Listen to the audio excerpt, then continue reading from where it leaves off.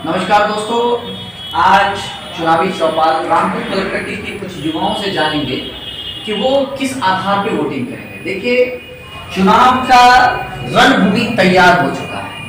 ये सीमांचल का क्षेत्र है, अररिया विधानसभा, रामपुर पंचायत है। देखते हैं, युवाओं से जानना चाहते हैं कि आखिर ये वोट जो करेंगे वो किस आधार पर करेंगे, मुद्दा क्या होगा, इनके वोट गिराने का मकसद क्या होगा, सत्ता परिवर्तन या सत्ता में जो है उनको ही। देखते हैं कि युवा क्या कहना चाहते हैं।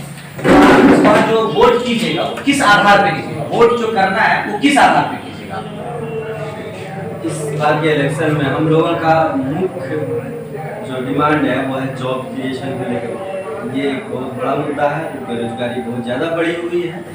तो इस बार हम लोग चाहते हैं कि रोजगार सबसे महत्वपूर्ण मुद्दा हो और इसी दिशा में युवाओं को वोट करना भी चाहिए और हम लोग इसी मुद्दे पर ही वोट करेंगे। तो अच्छा, इनका कहना है कि वोटिंग जो होगा रोजगार के अवसर पे होगा।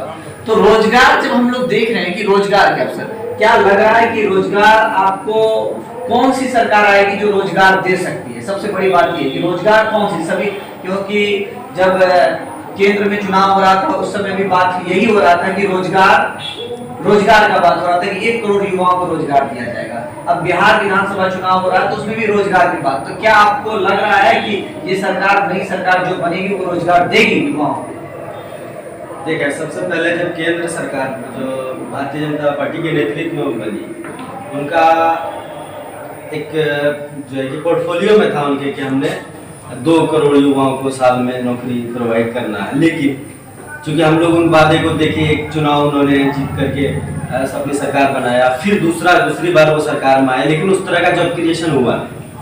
और फिर बिहार में हमारे माननीय मुख्यमंत्री श्री नीतीश कुमार जी पिछले 15 साल से हैं सरकार में और भारतीय जनता पार्टी के साथ मिलकर के सरकार में वो रहे लगभग 13-13.5 साल के करीब। लेकिन उस दौरान सिर्फ 5 से 6 लाख जॉब जो है क्रिएट हुआ है, वो भी निवेदन। तो अब ये जानना चाहेंगे कि इस बार वोट आप किस पार्टी को कर रहे हैं? चुनाव में जो वोटिंग कर रहे हैं वो किस पार्टी को कर रहे हैं या कैंडिडेट पे कर रहे हैं?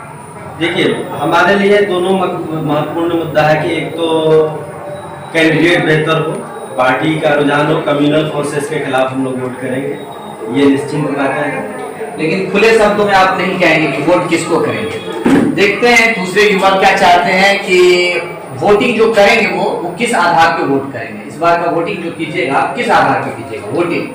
हम लोग रोजगार और शिक्षा के आधार पर करेंगे।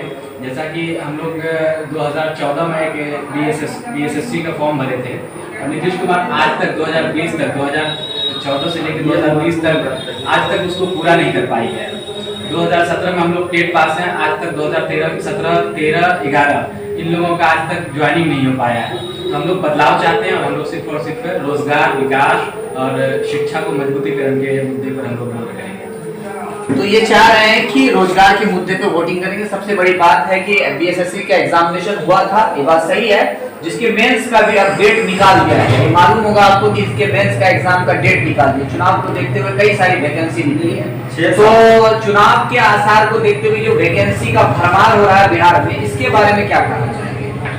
ये सब बस चुनावी जुमला है और कुछ नहीं। 2011 से लेकर के 2020 तक जो चीज़ नहीं हो पाया और चुनाव से 1 महीना 2 महीना पहले जब डेट निकाला जाता है और फिर डेट निकालने के बाद एग्जाम भी लिया जाता है और एग्जाम को फिर बिना किसी कारण के रद्द कर दिया जाता है और फिर उसके बाद फिर एग्जाम लिया जाता है और रिजल्ट में 2 साल, 4 साल, 8 साल, 10 साल तक का लेट किया जाता है। तो ये सब एक मुद्दा है और इसमें हम लोग बस बदलाव चाहते हैं। तो देखिए, यहाँ पे युवाओं का एक ही मकसद है कि हर हाल में बदलाव होना चाहिए। देखिए, सही बात है, क्योंकि बिहार में जितना भी एग्जामिनेशन होता है वो करप्शन से भरा हुआ रहता है। उसमें किसी भी एग्जामिनेशन में पारदर्शिता नहीं होती। सबसे बड़ी बात है कि पारदर्शिता यहाँ पे नहीं है, सब करप्शन से भरा हुआ है। तो अब ये युवा चाहते हैं कि बदलाव, रोजगार के मुद्दे पर वोट करेंगे। सबसे बड़ी बात है रोजगार। देखते हैं कि और दूसरे युवा क्या चाहते हैं कि इस बार किस आधार पर वोट कर रहे हैं और खुले शब्दों में कि वोटिंग किसको कर रहे हैं, आप वोट किस आधार पर कर रहे हैं? देखिए, इस बार जो है रोजगार सबसे बड़ा मुद्दा है। इस बार रोजगार के लिए, अच्छा, रोजगार के लिए वोट किया जाएगा। क्या लग रहा है आपको? तो दोनों ही पार्टी, एक पार्टी कह रही है कि 19 लाख रोजगार देंगे, एक पार्टी कह रही है कि मैं पहले ही अपने कलम से जो है 10 लाख युवाओं को रोजगार दूंगा। तो किस पार्टी का आपको लग रहा है विश्वास है? नीतीश कुमार की पार्टी पर या तेजस्वी की पार्टी पर, महागठबंधन के प्रत्याशी पर, कि वो युवाओं को रोजगार देंगे? देखिए, ये चुनावी मुद्दा है बस। वो 15 साल से राजनीति में है और बोलते आ रही है। हम लोग 2-3 एग्जाम भी दिए हैं जो कि अब तक, खास कर टीचर वाला जो एग्जाम दिए हैं, जो क्वालिफाइड किए हैं, जो कि अब तक निकल नहीं हो पाए। किसी कारण किसी हर एक मुद्दे पे क्यों बजाता है। बाकी रहा कि जब ये तेजस्वी 10 लाख का घोषणा किया कि मैं नौकरी दूंगा, तो ये बोला तो रुपया कहाँ से आएगा? ठीक है, बात है कि तेजस्वी की सरकार बोले थे कि हम 10 लाख युवाओं को रोजगार देंगे, तो नीतीश कुमार की सरकार ये कह रही थी कहां से देंगे, और वहीं अब कह रहे हैं कि 19 लाख युवाओं को रोजगार देंगे। तो ये देखिए, रोजगारी जुमला सबसे बड़ी बात ये है कि यहाँ पे जब चुनाव आता है तो रोजगार दिखने लगता है और इससे पहले नहीं दिखता। आप जानते हैं कि ये क्या करना चाहते हैं इस विषय में? देखिए, सबसे पहले यहाँ विश्वास की बात है। हाँ, 15 साल से माननीय नीतीश कुमार है राज्य में। उसके बाद अभी दूसरा टर्म मोदी जी का है केंद्र में। मोदी जी 2 करोड़ की जो घोषणा कर रहे हैं, उसमें उन्होंने कितना दे दिया? आज वो जब ये जो तेजस्वी जी ने जब कहा कि हम 10 लाख योजना क्रिएट करेंगे जॉब, तो ये लोग मजाक उड़ाने लगे, पैसे कहाँ से लाओगे?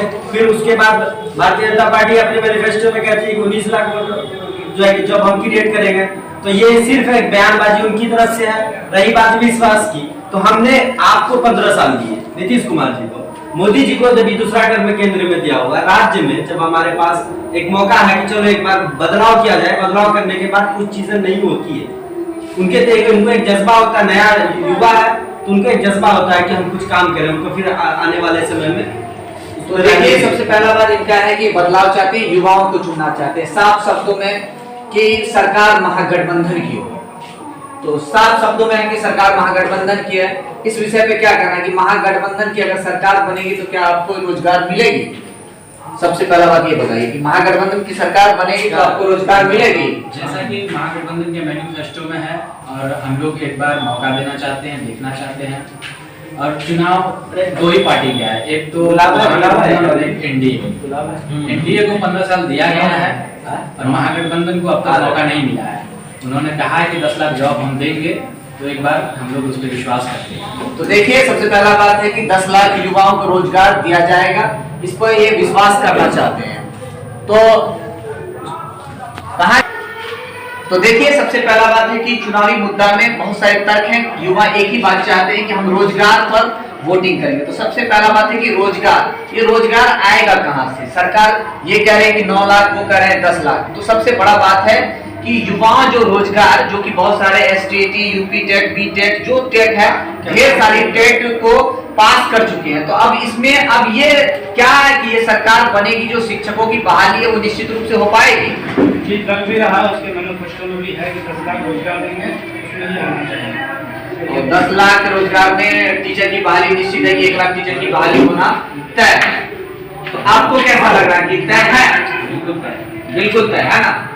तो इस बार खुले शब्दों में आप बताइए कि अब तो आप जमीनी हकीकत पर किस प्रत्याशी को वोट करते हैं? प्रत्याशी किस प्रत्याशी को वोट डाल रहे हैं? देखिए, प्रत्याशी ये एक मतदान गुप्त दान है।